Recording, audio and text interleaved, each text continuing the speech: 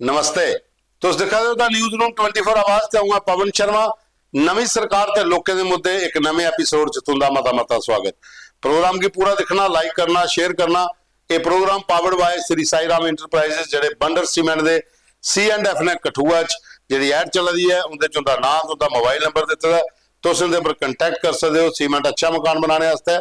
दोस्तों जियां तुसें पता कल अस बाहर है, कल असें अखनूर दे विच जिहड़ी दुर्गा कलोनी है, डस्काल भगती कलोनी, कल अस उत्थे है।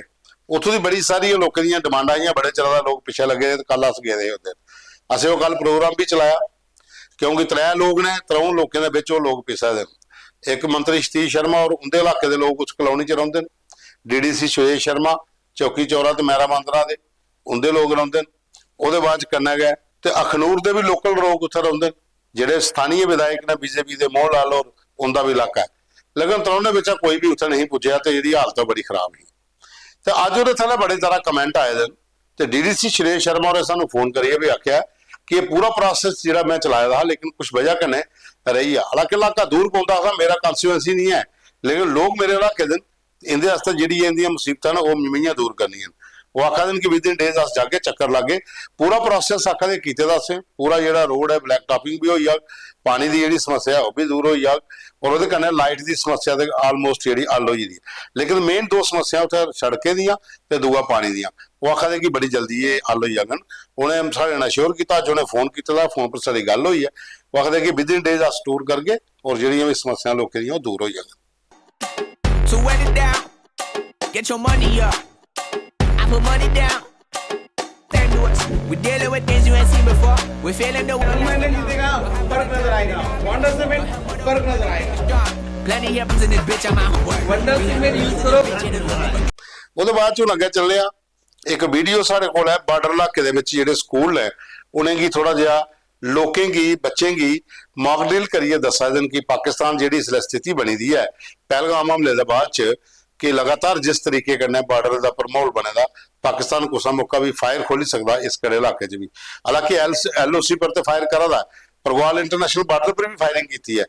दिने को शैलिंग नहीं करी उड़ा है जिसले स्कूल लगे दे होन ते बच्चों की कियां बचना चाहिए। ये पूरी मॉक ड्रिल एक्सरसाइज उन्हें उत्थे की दसिया कि अगर फायरिंग होए ज्यादा अगर शैलिंग हो जाती है तो कियां बचना, कियां स्कूल च निकलना, स्कूल के अंदर कियां छपिया रहना ताकि फायरिंग कोला बचिया जा। तो यह कल बार्डर के इलाके जिहड़े स्कूल ने उत्थे एक मॉक ड्रिल एक्सरसाइज जिहड़ी ये की गई है। उसदे बाद एक वीडियो और असा कोल कि चलो कल राती भी बरखा लगी, अज भी मौसम ठीक है, थोड़ा जिहा लोगों की राहत मिली गर्मी को भी। तो कन्नै कणक की फसल जी बड़ी पक्की थी ना, जिथे चंगाड़े कन्नै भी अग लगा दी।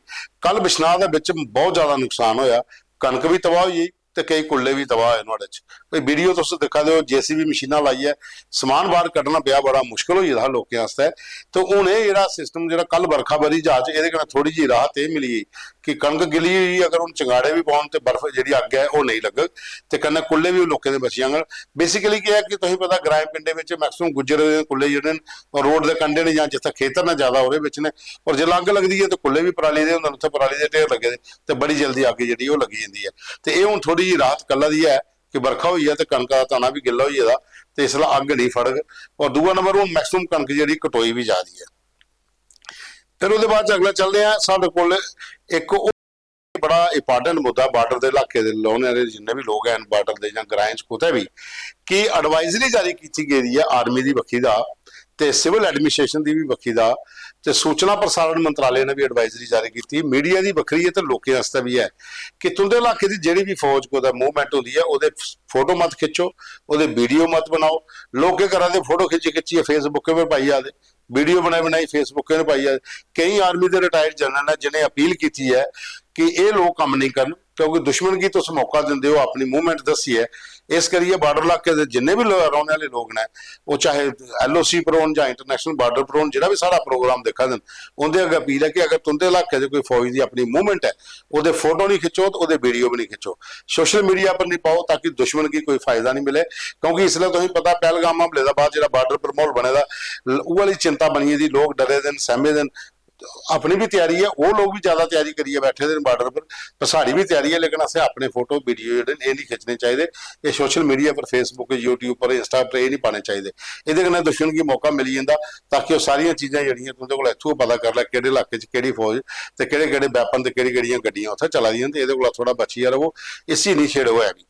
ਉਹਦੇ ਬਾਅਦ ਸਾਡੇ ਕੋਲ एक होर मुद्दा है, अजय सिंह होरें भेजा सुचेतगढ़ तूं आखा दे कि जियां तुस डस्काल बख्ती कलोनी गेदे हे इयां गै साढ़े इत्थे पंचायत जिहड़ी मग्गो वाली है सुचेतगढ़ च उत्थे भी इयै हाल है, उत्थे भी कोई जेह्ड़े ने दौं त्रौं लोकें दे चक्कर च फसे दे ते कम्म उत्थे भी नहीं होआ दे, ते इस करियै उत्थे लोकल MLA जां DDC ने अगर मिलियै बैठन ते इस पंचायत दे भी कम्म होई जंदे न, ताकि इधर लोग जेह्ड़े परेशान हो रोड कोला पानी कोला बिजली कोला उ'नें भी थोड़ी राहत जेह्ड़ी है वो मिले।